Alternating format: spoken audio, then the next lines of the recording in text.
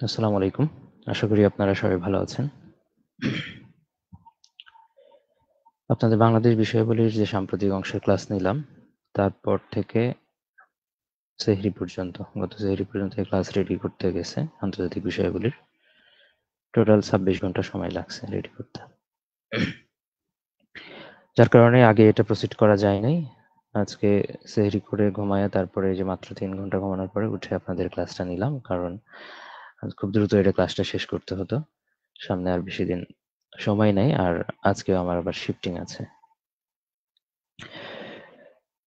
যাই হোক, দেখেন, আন্তর্জাতিক বিষয়াবলী এটাকেও আমরা বাংলাদেশ বিষয়াবলীর মতোই যে আমাদের সিলেবাসটা ছিল, ওই সিলেবাসটার মধ্যে আমরা ভাগ করে ফেলেছি। খেয়াল করে দেখেন কি কি আছে এর মধ্যে। টোটাল ১২টা অধ্যায় হয়েছে এখানে। কয়টা অধ্যায়? ১২টা অধ্যায়। এবং আন্তর্জাতিক বিষয়াবলী কিন্তু ডেফিনিটলি আমি বাংলাদেশ বিষয়াবলীর সময় বলেছিলাম যে এখানে সাধারণত তথ্য আমাদের বেশি থাকবে ওর তুলনায়। যেমন এটা ভাগ করেছি যেভাবে যে বৈশ্বিক ইতিহাস আমাদের সিলেবাসে, মেইন সিলেবাসে যেভাবে দেওয়া আছে, এবং আঞ্চলিক এবং আন্তর্জাতিক ব্যবস্থা এটাতে প্রায় ২০টার মতো পেজ আছে।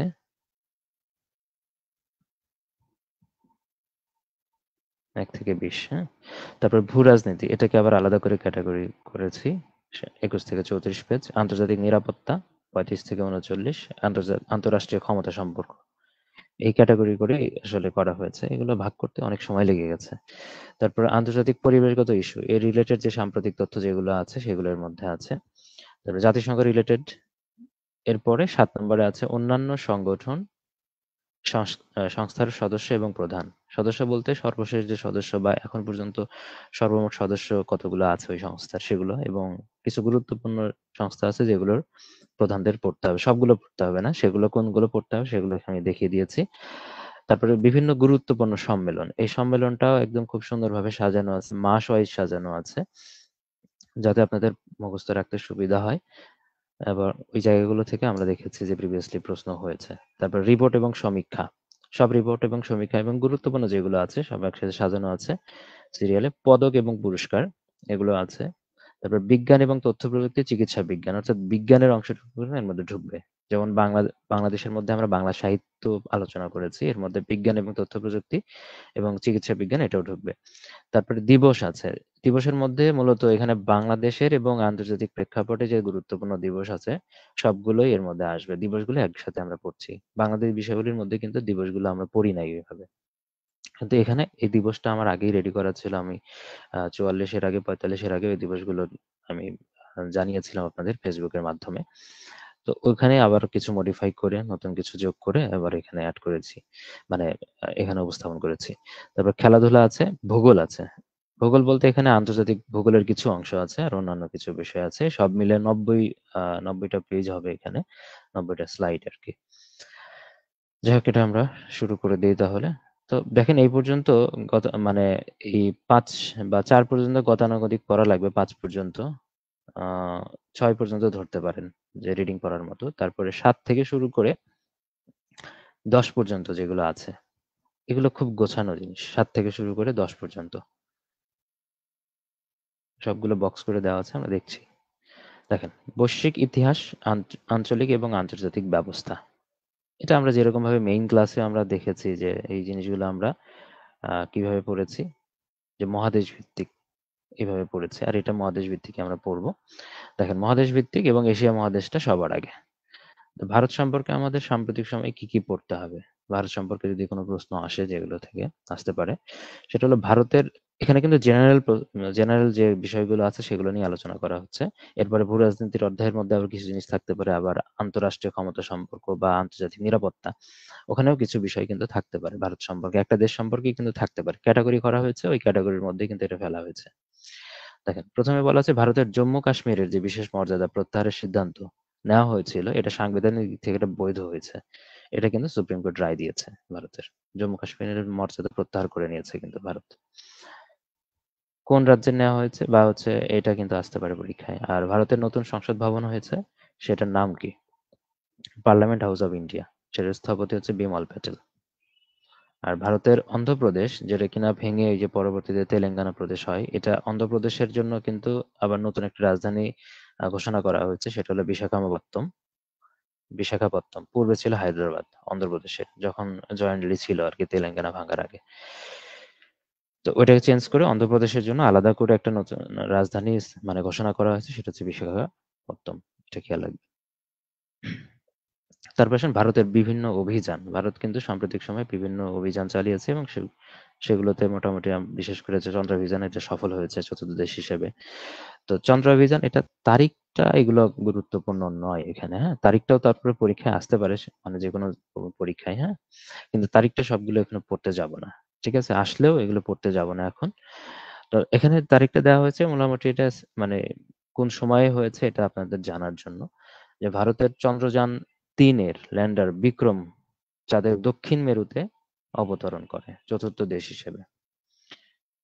চতুর্থ দেশ হিসেবে ভারত চাঁদে অবতরণ করে, তবে দক্ষিণ মেরুতে অবতরণকারী প্রথম দেশ। এটা একটা বিষয়। আর সূর্যাভিযানের জন্য তারা আদিত্য L1 এটা উৎক্ষেপণ করেছে। আর সমুদ্র অভিযানের জন্য মৎস্য ৬০০০ এটা উৎক্ষেপণ, মানে এটা তারা পরিচালনা করেছে। এই তথ্যগুলো খুবই গুরুত্বপূর্ণ। বিশেষ করে চন্দ্রাভিযান এটা গুরুত্ব দিয়ে পড়বেন।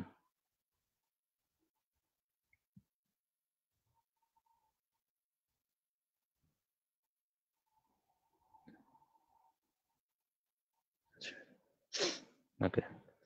এখন আসেন যে এর ব্যাকগ্রাউন্ডে যে তথ্য যদি আমরা যাই, যে বিভিন্ন দেশের চন্দ্রাভিযান, কোন দেশ কখন চন্দ্রাভিযান করেছে, হ্যাঁ? এরপরে ভারতের পরেও কিন্তু জাপান করেছে সেটা। প্রথম চন্দ্রাভিযান হয়েছে কত সালে? ১৯৫৯ সালে। এই সালটা কিন্তু এখন গুরুত্বপূর্ণ। পরের সালগুলো অতটা গুরুত্বপূর্ণ নয়। কিন্তু প্রথমটা পড়তে হবে। রাশিয়া করেছে ১৯৫৯ সালে। এবং সেটা যে মহাকাশযান ছিল সেটা হচ্ছে লুনা 2। আর সার্ভেয়ার 1 এটা পাঠিয়েছিল কে? যুক্তরাষ্ট্র। এভাবে আসতে পারে। আর চীনও কিন্তু অবতরণ করেছিল চাঁদে ২০১৩ সালে চ্যাং 3 তে করে। আর ভারতেরটা আমরা পড়লাম চন্দ্রযান ৩। এটা হচ্ছে এই যে কুমেরুতে, দক্ষিণ মেরুতে অবতরণ করেছে ২৩ আগস্ট ২০২৩-এ। আর ভারতের পরেও, ভারত যেহেতু চতুর্থ, ভারতের পরেও পঞ্চম দেশ হিসেবে এখানে কিন্তু জাপান অবতরণ করেছে ১৯ জানুয়ারি ২০২৪-এ। একদম মোস্ট রিসেন্ট এটা। ভারত মানে চাঁদের একটা অংশ আছে, নাম হচ্ছে শিউলি। এই শিউলি অংশে অবতরণ করেছে। আর অবতরণকারী যে মহাকাশযান ছিল সেটার নাম হচ্ছে মুন স্পাই, মানে sniper. Moon sniper. Moon sniper, বা এটাকে অন্য একটা নামও দেওয়া হয়েছে, সেটার নাম হচ্ছে স্লিম। স্লিমটাকে পুনরূপ করলে হয় smart lander for investigating moon. ঠিক আছে? এটা জাস্ট একটু দেখবেন। এর কিন্তু ২ টা নাম তাহলে হচ্ছে মুন স্নাইপার আর হচ্ছে স্লিম, ২ টাই বলা যাচ্ছে এখানে। ওকে। এবার আসেন যে বিভিন্ন দেশের মহাকাশ গবেষণা সংস্থা, এই জায়গা থেকে কিন্তু এটা গুরুত্বপূর্ণ হয়ে গেছে। যেমন বাংলাদেশের স্পারসোর ক্ষেত্রে জানি আমরা, পূর্ণরূপটা আমরা পড়েছি Bangladesh space research and remote sensing organisation, এটা পড়েছি এর আগে। তারপর ভারতের ইসরো, যেটা থেকে মানে ইন্ডিয়ান স্পেস রিসার্চ অর্গানাইজেশন, এটাই মূলত প্রাসঙ্গিক তথ্য ছিল। বাদবাকিগুলো পড়তে হচ্ছে। যেমন জাপানও কিন্তু উৎক্ষেপণ করেছে। তাহলে জাপানের মহাকাশ গবেষণা সংস্থার নাম হচ্ছে JAXA. Japan aerospace exploration agency, JAXA. এটা খেয়াল রাখবেন। আর এই প্রসঙ্গত আরো ২ টা ইম্পর্টেন্ট হচ্ছে, যেহেতু ওগুলো আছে ওখানে। যুক্তরাষ্ট্রের হচ্ছে NASA, National Aeronautics and Space Administration. আর রাশিয়ারটা হলো রসকসমস। তো রসকসমস মূলত এই নামেও ডাকা যায়, আর পূর্ণরূপে যদি বলতে হয় তাহলে এইভাবে বলতে হচ্ছে Roscosmos State Corporation for Space Activities. পূর্ণভাবে বলা যাচ্ছে রসকসমস, মনে রাখলেই চলবে। বাদবাকিগুলোর পূর্ণরূপটা আপনারা পড়তে পারেন। এই তো। তারপরে আসি মণিপুরে জাতিগত সংকট, মানে ভারতটা কিন্তু চলছেই আরকি। ভারতের এই ব্যাপারটা কিন্তু চলছে। অভ্যন্তরীণ যে বিষয়গুলো সেগুলো এখানে আছে। মণিপুর আমরা এমনিতেই এর আগে সেভেন সিস্টার্স এর অংশের মধ্যে পড়েছি, যে উত্তর পূর্বাঞ্চলীয় রাজ্য এগুলো, সেভেন সিস্টার্স রাজ্যগুলো যেগুলো ভারতের উত্তর পূর্বাঞ্চলে এগুলো অবস্থিত। মণিপুরের রাজধানী এর আগে আসছে, আপনারা পড়ছেন ইম্ফল। ঠিক আছে? তো এখানে কি সমস্যাটা হয়েছে? বিরোধটা কাদের মধ্যে? কুকিদের মধ্যে আর মৈতদের মধ্যে। কুকি অধিবাসী এবং মৈতৈ অধিবাসী। মৈতৈ অধিবাসীরা ওখানকার সংখ্যাগরিষ্ঠ এবং তারা হিন্দু। ধর্মগতভাবে ভারত হিন্দু রাষ্ট্র। এই দৃষ্টিকোণ থেকে তারা হচ্ছে এখানে সুবিধার ব্যাপার আছে। আর হলো কুকি অধিবাসী যারা আছে তারা সংখ্যালঘু, আবার খ্রিস্টান ধর্ম। তো এদের মধ্যেই মোটামুটি একটা বিরোধ ছিল। আর এখানে মৈতৈ জাতিকে তার তফসিলি উপজাতি মর্যাদা দেওয়ার কথা ছিল। যদি মর্যাদা দেওয়া হতো তারা বিশেষ কিছু সুবিধা পাইতো। হ্যাঁ? এর বিরোধিতা করেছিল মূলত কুকি অধিবাসীরা। তো বিরোধিতা যেহেতু করেছে, বিপরীতে এই মৈতৈরা এই কুকিদের উপরে, বাড়িঘরের উপরে কিন্তু পরে আক্রমণ চালায়। মূলত এটাই কারণ ছিল। আর কার মধ্যে বিরোধ করেছে জাস্ট এদেরকে জানলেই চলবে। আর মণিপুরটাও কোন অঞ্চলের মধ্যে, সেভেন সিস্টার্স, এটা গুরুত্বপূর্ণ হয়ে গেল। এর রাজধানী কোনটা? ইম্ফল। এটাও কিন্তু একটা গুরুত্বপূর্ণ টপিক হয়ে গেছে। এরপর আসেন মিয়ানমারের ব্যাপারটা। মিয়ানমারের জান্তা বিরোধী অভিযান নতুন করে যেটা শুরু হয়েছে সেটার নাম হচ্ছে অপারেশন ১০২৭, কোড নাম অপারেশন ১০২৭। এটা পরিচালনা করছে থ্রি ব্রাদারহুড অ্যালায়েন্স। ৩টা জোট, মানে ৩টা মানে কি বলবো, সশস্ত্র গোষ্ঠী বা আর্মি জোট গঠন করেছে, হ্যাঁ? এই সামরিক বাহিনী বা জান্তা বাহিনীর বিরুদ্ধে কিন্তু এটা জোটটা গঠন করেছে। তার মধ্যে অবশ্যই আরাকান আর্মি থাকবে রাখাইন রাজ্যে। তার সাথে যোগ দিয়েছে শান রাজ্যের MNDAA, হ্যাঁ? National Democratic alliance army. এটা অতটা গুরুত্বপূর্ণ না। তবে এই যে থ্রি ব্রাদারহুড অ্যালায়েন্স এরা এবং হচ্ছে অপারেশন ১০২৭ এটা যে আছে এটা গুরুত্বপূর্ণ হতে পারে। তবে এর আগেও দেখা যেতে পারে প্রশ্ন হয়ে গেলে তখন আর যেটা আসবে না। কিন্তু এটা সামনের আবার অন্যান্য চাকরি পরীক্ষার জন্য গুরুত্বপূর্ণ হবে। উত্তরাঞ্চলের তায়াং ন্যাশনাল লিবারেশন আর্মি। জাস্ট জানার জন্য এটা জানবেন যে ৩টা থ্রি ব্রাদারহুড অ্যালায়েন্স যেটা আছে তার মধ্যে ৩টা আর্মি গোষ্ঠী থাকবে এর মধ্যে, হ্যাঁ? সামরিক গোষ্ঠী থাকবে। তাদের নাম আসলে কি, কি? তারপরে আসেন এটার ব্যাপারে গেল। এখন বেসিক তথ্যের মধ্যে যাই। যে তাতমাদো হচ্ছে মিয়ানমারের সেনাবাহিনীর নাম কি? তাতমাদো। আর এই যে আমরা দেখলাম যে কিছুদিন আগে হচ্ছে বিজিবি সদস্য বাংলাদেশে ঢুকেছে। মিয়ানমারের সীমান্তরক্ষী বাহিনী যারা তাদেরকে বলা হচ্ছে বিজিবি, বর্ডার গার্ড পুলিশ। ঠিক আছে? তারপরে আসেন পিডিএফ। পিডিএফ দেখে মনে হচ্ছে যে নরমাল পিডিএফ যেটা আমরা জানি সেটা, ওটা না। পিডিএফ হচ্ছে পিপলস ডিফেন্স ফোর্স। মিয়ানমারের যে ছায়া সরকার আছে নাগ, ন্যাশনাল ইউনিটি গভর্নমেন্ট, হ্যাঁ? এর নিজস্ব সেনাবাহিনী বা সশস্ত্র সংগঠন, হ্যাঁ? নাগ সম্পর্কে আপনার এর আগেও পড়েছেন। মিয়ানমারের মানে ছায়া সরকারের নাম কি? নাগ এটা পড়েছেন ন্যাশনাল ইউনিটি গভর্নমেন্ট। তাদের যে সেনাবাহিনী আছে নিজস্ব সেটার নাম পিডিএফ, পিপল ডিফেন্স ফোর্স। আর আরাকান আর্মি সম্পর্কে যদি একটু পড়তে হয়, তারা যেহেতু এটা আলাদাভাবে একটা গুরুত্ব রাখে, মিয়ানমারের বিচ্ছিন্নতাবাদী গোষ্ঠী ডেফিনেটলি ২০০৯ সালে এটা প্রতিষ্ঠিত হয়েছে। আর তারা কোন, কোন জায়গায় অ্যাটাক করে বা সক্রিয় থাকে। মিয়ানমারের কিন্তু আ কিছু অঙ্গরাজ্য আছে যেটা হচ্ছে একটাকে বলা হচ্ছে চীন, কাচিন, রাখাইন, শান এবং বাংলাদেশ মিয়ানমার সীমান্তে। বাংলাদেশ মিয়ানমার সীমান্তে থেকে আমরা দেখি প্রায়ই কিন্তু এই ঘটনাগুলো ঘটতে। ঠিক আছে? মিয়ানমারের ওই আরাকান আর্মিদের আক্রমণ কিন্তু ওখানে চলতে থাকে। বা তাদের মধ্যে মিয়ানমারের যে জান্তা সরকার আছে বা জান্তার যে সামরিক বাহিনী আছে তাদের সাথে কিন্তু অ্যাটাক চলতে থাকে। তার মানে চীন, কাচিন এটা একটা ইম্পোর্টেন্ট যে চীন, কাচিন এই জায়গাগুলো কোথায় মিয়ানমারে? তো এই জায়গা থেকে কিন্তু পরীক্ষায় প্রশ্ন হতে পারে। রাখাইন এটা জানেন, শান এটাও জানেন। কিন্তু চীন, কাচিন, চীন একটা দেশের নাম, আবার এখানে চীন কিন্তু মিয়ানমারের একটা জায়গার নাম, অঞ্চলের নাম বা হচ্ছে তাদের যে রাজ্য আছে সে রাজ্যের নাম।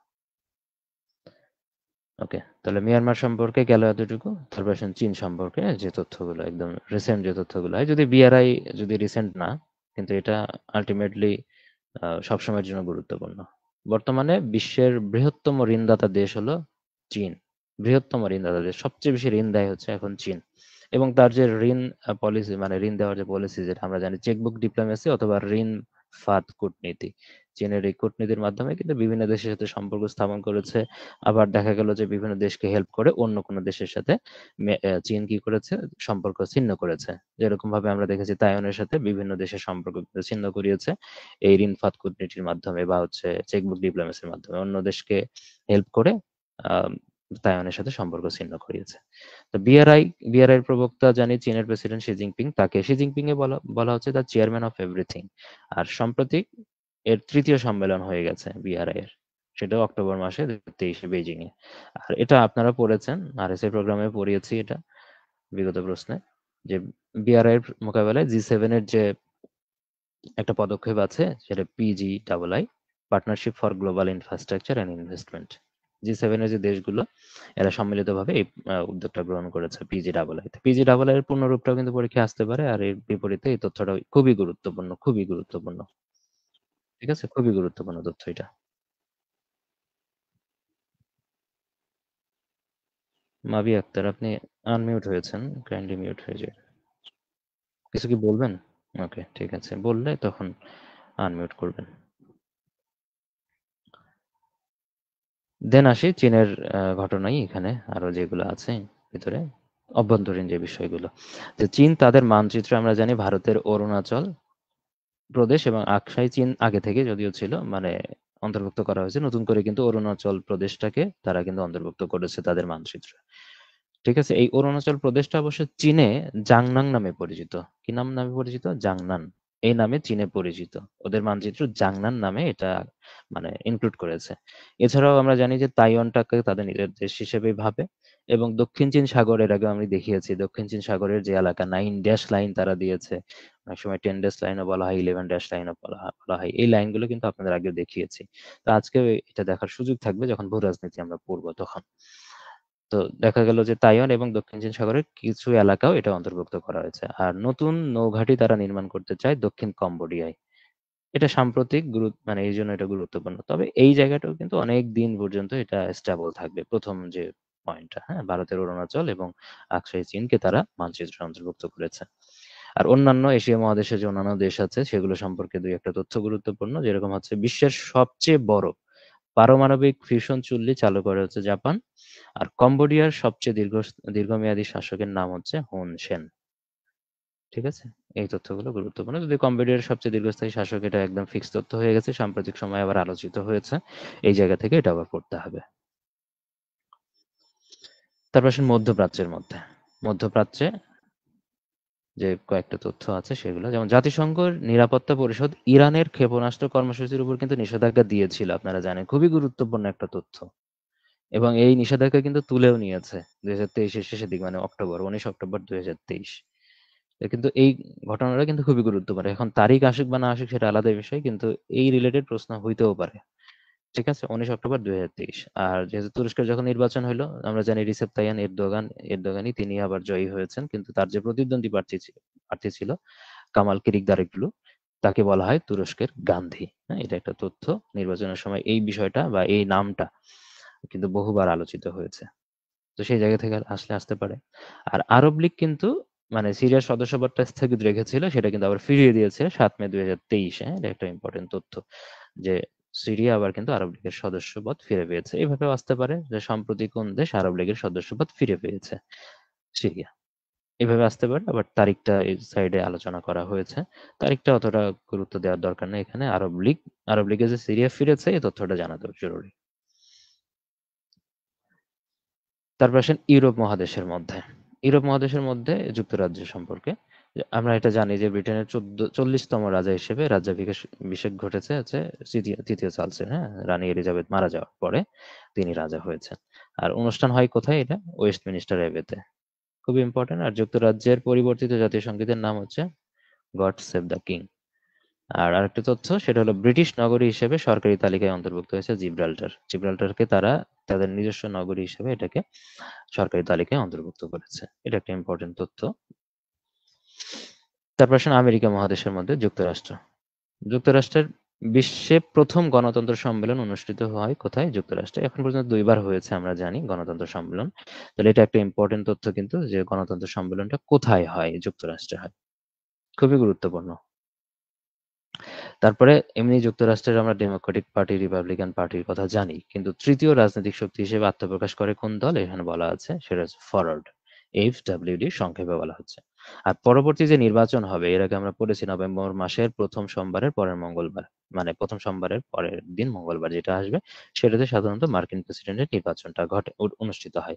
কিন্তু সামনে যে নির্বাচন সেটা অবশ্যই কততম নির্বাচন? ৬০তম নির্বাচন। প্রেসিডেন্ট নির্বাচন। সেটা কত তারিখে অনুষ্ঠিত হবে? ডেট ফাইনাল হয়ে গেছে ৫ নভেম্বর ২০২৪। যেহেতু ডেট ফাইনাল হয়েছে আর মোটামুটি আগে থেকে এই ডেটগুলো ক্যালকুলেশন করা যায়।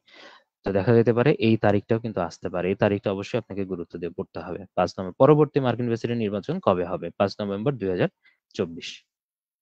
তারিখটাও গুরুত্বপূর্ণ। অবশ্যই এই তারিখটা গুরুত্ব দিয়ে পড়বেন। আচ্ছা, এটা গেল মোটামুটি রাজনৈতিক দল বা নির্বাচন নিয়ে কথাবার্তা। আরো কিছু কথাবার্তা আছে। সেটা হচ্ছে তাদের যে সংসদের ব্যাপারগুলো, পার্লামেন্ট নিয়ে কিছু কথাবার্তা আছে। মার্কিন মার্কিন আ যুক্তরাষ্ট্রের তথ্য একটু বেশি থাকবে স্বাভাবিকভাবে। এখন মার্কিন প্রতিনিধি পরিষদের বর্তমান এবং ৫৬তম স্পিকার হচ্ছে মাইক জনসন। নতুন স্পিকার। তাহলে মার্কিন প্রতিনিধি পরিষদের নতুন স্পিকার কে? Mic Johnson. তার আগে ছিল কে? Kevin McCarthy. তারও আগে ছিল ন্যান্সি পেলোসি। তো কেভিন ম্যাকার্থি কি হলো? তার সম্পর্কে গুরুত্বপূর্ণ একটা তথ্য যে তিনি কিন্তু অনাস্থা ভোটে মানে ক্ষমতাচ্যুত হয়েছেন। যে যুক্তরাষ্ট্রের ইতিহাসে ১ম অনাস্থা ভোটে ক্ষমতাচ্যুত স্পিকারের নাম হচ্ছে কেভিন ম্যাকার্থি। এর আগে এই ঘটনা কখনো ঘটে নাই। অনাস্থা ভোটের মাধ্যমে কখনো ক্ষমতাচ্যুত হয়নি। তবে ন্যান্সি পেলোসি যে এর আগে ছিল তিনি স্বেচ্ছায় এটা পদত্যাগ করেছেন। তার কাছে কিছু চাপের বিষয় মনে হয়েছে যে সে জায়গা থেকে তিনি এটা পদত্যাগ করেছেন ন্যান্সি পেলোসি। তাহলে ন্যান্সি পেলোসি ছিল, তারপরে আসলো কেভিন ম্যাকার্থি, তারপরে আসলো মাইক জনসন। স্পিকারের তালিকা যদি আমরা দেখি গত 1 বছরের মধ্যে কিন্তু এই চেঞ্জ গুলো হয়েছে।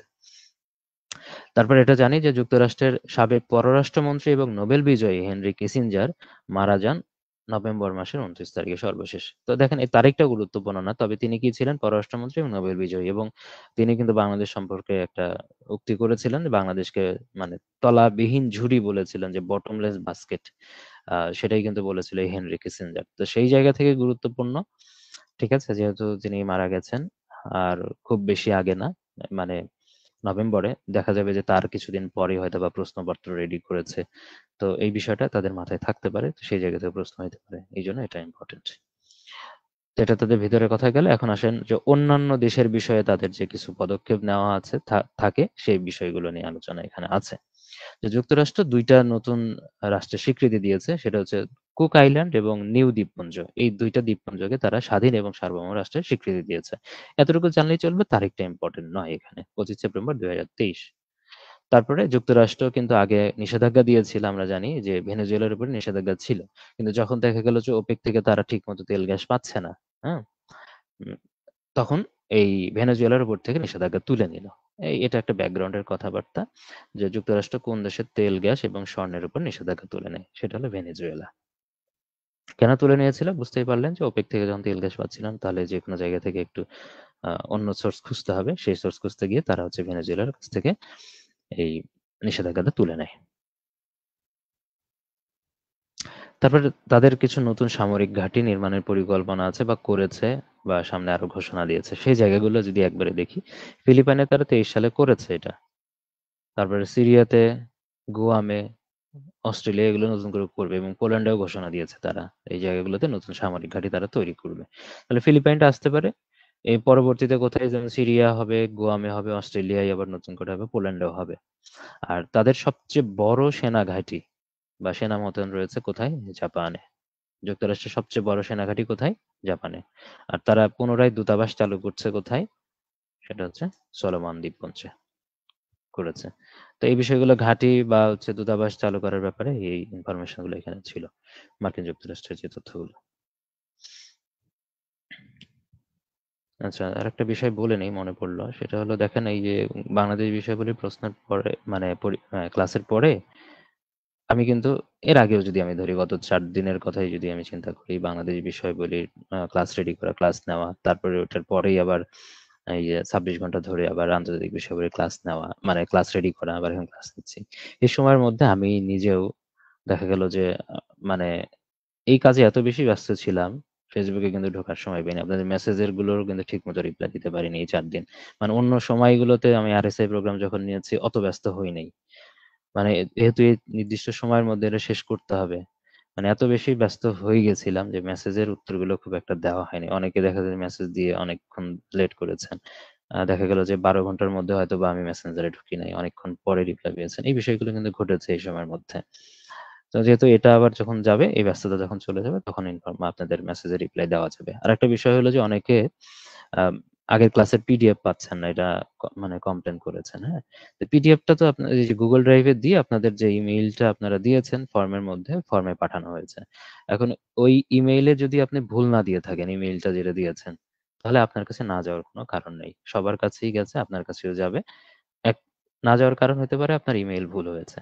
আর আরেকটা ২ টা জায়গায় যেতে পারে, যদি মেইন ইমেইলে না যায় তাহলে স্প্যাম ফোল্ডারে যেয়ে স্প্যাম ফোল্ডারটা চেক করতে হবে। তারপরেও যদি এখানে না পান, তাহলে Google Drive এ যাবেন। Google Drive এ গিয়ে ওখানে শেয়ার্ড অপশন থাকবে। শেয়ার্ড অপশনের মধ্যে আমি যেহেতু এখান থেকে শেয়ার করে দিয়েছি ড্রাইভের ফোল্ডারটা, শেয়ার্ড অপশনে গিয়ে কিন্তু এগুলো পাবেন। এই বিষয়গুলো ছিল, আপনারা গত কয়েকদিন থেকে, মানে ২ দিন থেকে এগুলো প্রশ্ন করেছেন। তো এই উত্তরটা আমি দিয়ে দিলাম, হ্যাঁ? যাই হোক। এবার আসেন যে আফ্রিকা মহাদেশের বিষয়গুলো। আফ্রিকা মহাদেশে যে গুরুত্বপূর্ণ ঘটনা ঘটেছে, যে ২ টা দেশে কিন্তু সামরিক অভ্যুত্থান ঘটেছে। ২ টা দেশে। কোন, কোন দেশে? এই জায়গাটাতেও আসতে পারে যে কোন দেশে সাম্প্রতিক, আফ্রিকার কোন দেশে সাম্প্রতিক সামরিক অভ্যুত্থান ঘটেছে। যে ২ টা দেশ, একটার নাম হচ্ছে গ্যাবন আর একটা হচ্ছে নাইজার। তো এই একটা তথ্য জানলেন। এখন কোনটা কখন ঘটেছে এই তথ্যটা অতটা গুরুত্বপূর্ণ নয়। এখন এই আরেকটা হইতে পারে সেকেন্ড ইনফরমেশন, সেটা হলো যে এই যে অভ্যুত্থানের মাধ্যমে কাকে ক্ষমতাচ্যুত করেছেন তারা। যেমন গ্যাবনে সেনা অভ্যুত্থান হলো, এটা প্রেসিডেন্ট ছিল আলী বঙ্গেও। অন্দিম্বাকে ক্ষমতাচ্যুত করে তারা হচ্ছে এনগুয়ামাকে ক্ষমতায় বসাইছে। তো তাদের প্রেসিডেন্ট কে ছিল আলী বঙ্গ অন্দিম্বা। ঠিক আছে? আর হচ্ছে নাইজারের যে ক্ষমতাচ্যুত হলো প্রেসিডেন্ট, নাইজারের ক্ষমতাচ্যুত প্রেসিডেন্টের নাম হচ্ছে মোহাম্মদ বাজুম। তাহলে কোন কোন দেশে মানে সেনা অভ্যুত্থান ঘটলো? আফ্রিকার গ্যাবনে আর নাইজারে। এটা ইম্পর্টেন্ট। আর এখান থেকে আরেকটা জিনিস ইম্পর্টেন্ট, 2023 সালে ওয়ার্ল্ড বুক ক্যাপিটাল ছিল হচ্ছে ঘানার আক্রা, আর 24 সালে হচ্ছে ফ্রান্সের স্ট্রাসবার্গ। ওয়ার্ল্ড বুক ক্যাপিটাল, যেহেতু আফ্রিকান মহাদেশের মধ্যে, এটা আলোচনা করে ফেলেছে। আর 24 সালে কিন্তু আবার চেঞ্জ হয়েছে, প্রত্যেক বছরই চেঞ্জ হয়। তারপর আসেন ওশেনিয়ার মধ্যে একটা তথ্য ইম্পর্টেন্ট, যে ওদের ওই মহাদেশের মধ্যে অর্থাৎ অস্ট্রেলিয়াতে সংবিধান পরিবর্তনের জন্য কিন্তু গণভোট আয়োজন করা হয়েছিল। এটা একটা ইম্পর্টেন্ট, যে সংবিধান পরিবর্তনের জন্য কোন দেশে গণভোট অনুষ্ঠিত হয়েছে? অস্ট্রেলিয়াতে। কত তারিখে হয়েছে এটা ইম্পর্টেন্ট নয়, মানে এটা পড়ারও দরকার নেই, জাস্ট এই ঘটনার পারস্পরিকতা বোঝানোর জন্য তারিখগুলো এখানে সেট করেছি। পড়বেন না এগুলো, যেটা পড়া লাগবে আমি এটা একদম বলেই দিচ্ছি যে এই বিষয়গুলো পড়তে হবে। তাহলে গণভোট আর এটা সব তারিখ তো পড়া সম্ভব না, পড়লে মনে রাখতে পারবেন না। যেগুলো পড়তে হবে একদম সেই তারিখগুলোর কথা আমি বলে দিব। তাহলে সংবিধান পরিবর্তনে গণভোট অনুষ্ঠিত হয় কোথায়? অস্ট্রেলিয়াতে। তারপর আসেন যে এখানে মহাদেশ ভিত্তিক যেহেতু তথ্যগুলো আমরা পড়লাম, মহাদেশের মধ্যে দেশগুলো পড়ে, আর এখানে মানে আন্তর্জাতিক এবং আঞ্চলিক ব্যবস্থার যে বিষয়গুলো, এর মধ্যে কিন্তু বিভিন্ন দেশের প্রেসিডেন্ট এবং প্রধানমন্ত্রীর ব্যাপারগুলো আসবে। যদি এইগুলো খুব বেশি একটা কঠিন আর পরীক্ষাতে খুব একটা আসতে দেখা যায় না, আর যদি আসেও দেখা যাবে যে খুব পরিচিত গুলোর মধ্যে থেকে আসবে না। একদম অপরিচিত যেগুলো আছে সেগুলো থেকে আসার সম্ভাবনা থাকে ম্যাক্সিমাম ক্ষেত্রে। তারপরে এটা সম্পর্কে যেহেতু মানে আমি মোটামুটি সব গুছিয়ে দিয়েছি, 90টা যে স্লাইড আছে 90টা স্লাইডের মধ্যে সবই আনছি, যাতে আপনার করে আলাদা করে কোনো কিছু পড়ার যেন ক্ষুধা তৈরি না হয়। ঠিক আছে? সেভাবেই আমি নিয়ে এসেছি। কারণ এটা যদি আমি ইনক্লুড নাও করতাম, এখান থেকে প্রশ্ন হয় না। আপনারা কিন্তু আলাদা করে খুঁজতেন একটু পড়ার জন্য। যে আমি এটা একটু পড়ে দেখি, খুঁজি। তো সেই খোঁজাখুঁজি যেন না করতে হয়, সেই জায়গা থেকে আমি এড করে দিয়েছি গুরুত্বপূর্ণগুলা। তো ১ম এ এই অংশের মধ্যে প্রেসিডেন্ট, আর এই পাশে আছে হলো প্রধানমন্ত্রীর নাম। যে দেশগুলোর প্রেসিডেন্ট এবং প্রধানমন্ত্রী ২ টা দরকার, সেগুলো মানে শুরুতে দিয়েছি। যেমন ভারতের দ্রৌপদী মুর্মু আর হচ্ছে নরেন্দ্র মোদী প্রধানমন্ত্রী, শ্রীলঙ্কার রনিল বিক্রমসিংহে হচ্ছে প্রেসিডেন্ট, আর তাদের প্রধানমন্ত্রী হচ্ছে দীনেশ গুণবর্ধনে। চীনের শি জিনপিং প্রেসিডেন্টের আমরা জানি, যে সিরিয়ালে এগুলো নাম আমরা জানি। কিন্তু চীনের প্রধানমন্ত্রীকে এটা জিজ্ঞেস করলে 99% স্টুডেন্ট পারবে না। লে কেকিয়াং বা কিয়াং বলা হয় সরাসরি আবার। লে কেকিয়াং বা কিয়াং যেটাই হোক না কেন। রাশিয়ার প্রেসিডেন্ট ভ্লাদিমির পুতিন সবাই জানি, আমার মেয়েও জানে। মেয়েও রাশিয়ার প্রেসিডেন্টকে জিজ্ঞেস করলে পুতিন বলে ফেলে। তারপরে মিখাইল মিশুস্তিন প্রধানমন্ত্রী, এটা আমরা জানি না ম্যাক্সিমামই। যদি আসে পরীক্ষাতে যে রাশিয়ার প্রধানমন্ত্রীকে, অপশনে কিন্তু ভ্লাদিমির পুতিনও থাকবে, যদি দেয় আর কি। ভ্লাদিমির পুতিন দিবে, মিখাইল মিশুস্তিনও দিবে। তো ম্যাক্সিমামই তখন দেখা যাবে যে পুতিন দাগায় আসবে। তারপর আসেন মালয়েশিয়া। মালয়েশিয়ার মানে সুলতান আর কি বলা হয়, সুলতান হচ্ছে ইব্রাহিম, প্রেসিডেন্ট হিসেবে দেওয়া যাচ্ছে এখানে। তবে প্রধানমন্ত্রী যেহেতু নির্বাচন হয়েছে গত বছর, এই তথ্যটা গুরুত্বপূর্ণ। মালয়েশিয়ার হচ্ছে আনোয়ার ইব্রাহিম প্রধানমন্ত্রী হয়েছে নতুন। তার দলের নাম হচ্ছে পাকাতান হারাপান। যেটা আগে আগে আমরা জানি যে আহ, এই দলের সাথে মানে আগে থেকে জড়িত ছিলেন তিনি, চেয়ারম্যান হিসেবে ছিলেন। হ্যাঁ, আনোয়ার ইব্রাহিম। গত বছর এটা নির্বাচনটা হয়েছে। এরপর আসেন ফ্রান্সের ইমানুয়েল ম্যাক্রনের কথা আমরা জানি সবাই। ঠিক আছে, ইমানুয়েল ম্যাক্রন, এটা জানলেই চলবে। এখানে প্রধানমন্ত্রী একটা গুরুত্বপূর্ণ, গ্যাব্রিয়েল আতাল। হ্যাঁ, তো এত অতটা গুরুত্বপূর্ণ নয় যতটা গুরুত্বপূর্ণ উপরের গুলা, যেমন চীনেরটা যেরকম গুরুত্বপূর্ণ, রাশিয়ারটা খুবই গুরুত্বপূর্ণ। তো এইগুলোর মোটামুটি ছিল যে প্রেসিডেন্ট এবং প্রধানমন্ত্রী সবগুলোই গুরুত্বপূর্ণ। হ্যাঁ, আর পরের গুলো হয় কোনোটার একটা প্রেসিডেন্ট বা কোনোটার প্রধানমন্ত্রী জানতে হবে। যেমন সে দেশগুলো আবার আলাদা করে বলা আছে। যেমন এই পাশের গুলো আমি বললাম কি এটা হচ্ছে সব প্রেসিডেন্ট, আর এই পাশের গুলো সবই হচ্ছে প্রধানমন্ত্রী। তাহলে তুরস্কের প্রেসিডেন্টকে তাইয়েব এরদোগান। মালদ্বীপের প্রেসিডেন্টকে মোহাম্মদ মুইজ্জু। এটা খুবই গুরুত্বপূর্ণ কিন্তু সাম্প্রতিক সময়টাতে, যেহেতু নতুন নির্বাচন হয়েছে এবং বলা যায় যে এটা ভূরাজনীতির মধ্যে আমরা পড়ার সুযোগ পাবো। ভারতের সাথে কিন্তু একটা কনফ্লিক্ট তৈরি হয়ে গেছে। তারপর ইরানের প্রেসিডেন্টকে ইব্রাহিম রাইসি। যুক্তরাষ্ট্রের জো বাইডেন, যেটা তো জানি আমরা, সামনে নির্বাচন আবার। তার পার্টির নাম ডেমোক্রেটিক পার্টি, এটা জানতে হবে। ব্রাজিলের লুলা দা সিলভা, ওয়ার্কার্স পার্টি, নতুন নির্বাচন যেহেতু গত বছরের দিকে হয়েছে, এটা গুরুত্বপূর্ণ। জার্মানির তো প্রেসিডেন্ট বলা হয় না, তাদের প্রধানকে বলা হয় চ্যান্সেলর। তো চ্যান্সেলরের নাম হচ্ছে ওলাফ শলস। আর ইন্দোনেশিয়ার যেহেতু নতুন নির্বাচন হয়েছে, এই জন্য এটা একটু জানা দরকার, প্রাবো সুবিয়ান্তে। ঠিক আছে, এই জন্য একটু জানবেন এটা। উপরেগুলো বেশি গুরুত্বপূর্ণ যেহেতু এটা সাম্প্রতিক এবং আমাদের এশিয়ার মধ্যে পড়ছে কাছাকাছি, এটা একটু জেনে নেবেন। তারপরে অন্যান্য এগুলো এই পাশের গুলো সব প্রধানমন্ত্রী, হ্যাঁ, এই পাশের গুলো সবই কি প্রধানমন্ত্রী। তো জাপানের প্রধানমন্ত্রীর নাম ফুমিও কিশিদা, নেপালের প্রধানমন্ত্রী পুষ্পকমল দহল, এটা গুরুত্বপূর্ণ, সার্কের সাথে রিলেটেড, সার্কের চেয়ারম্যান দেশ যেহেতু নেপাল, তো চেয়ারম্যান হিসেবে বা চেয়ারপারসন হিসেবে কিন্তু পুষ্পকমল দহল আছেন। আর মায়ানমারের হচ্ছে মিং অংলাইং, হ্যাঁ, অনলাইন, ঠিক আছে। কানাডার জাস্টিন ট্রুডো, অস্ট্রেলিয়ার হচ্ছে অ্যান্থনি অ্যালবানিজ, অ্যালবানিজটা মনে রাখলেই চলছে অস্ট্রেলিয়ার। পূর্ব তিমুরের জানানা গুসামাও, আর পোল্যান্ডের হচ্ছে ডোনাল্ড টাস্ক। এটা কিন্তু গুরুত্বপূর্ণ, গত বছর বেশ আলোচিত, তার আগের বছর আলোচিত হয়েছে, যেহেতু এটা রাশিয়া ইউক্রেন যুদ্ধ যখন আলোচনা করা হয় তখন পোল্যান্ডের নাম চলে আসে, আর পোল্যান্ডের বিষয়গুলোতে তখন ডোনাল্ড টাস্কের কথা ব্যাপারটা কিন্তু চলে আসে। ডোনাল্ড ট্রাম্প আপনারা পড়েছেন, কিন্তু নামটা হচ্ছে ডোনাল্ড টাস্ক, পোল্যান্ডের প্রধানমন্ত্রী। পূর্ব তিমুরে হচ্ছে জানানা গুসামাও। গুরুত্বপূর্ণ এগুলো আছে, গুরুত্বপূর্ণ গুলো এখানে অ্যাড করে দিয়েছি আর কি। এর বাইরে আরো প্রচুর আছে, যে কোনো গাইড বই খুঁজলেই আপনি দেখতে পাবেন, এর বাইরে প্রচুর আছে। এরপরে আসেন যে এখানে প্রেসিডেন্ট এবং প্রধানমন্ত্রীর মধ্যে কিছু নারী ব্যক্তিত্ব আছেন, হ্যাঁ, সেগুলো এখানে আবার আলাদা করে দিয়েছি, সেটা হলো নারী। এই পাশের গুলো হচ্ছে প্রেসিডেন্ট, এই পাশের গুলো হচ্ছে প্রধানমন্ত্রী। তো স্লোভেনিয়ার প্রেসিডেন্টের নাম হচ্ছে নাতাশা, পড়লেই চলবে একটা, যদি এইটুকু নাতাশা পিয়ার্স পড়েন। পেরুরটা খুবই গুরুত্বপূর্ণ, দিনা বলুয়ার্তে।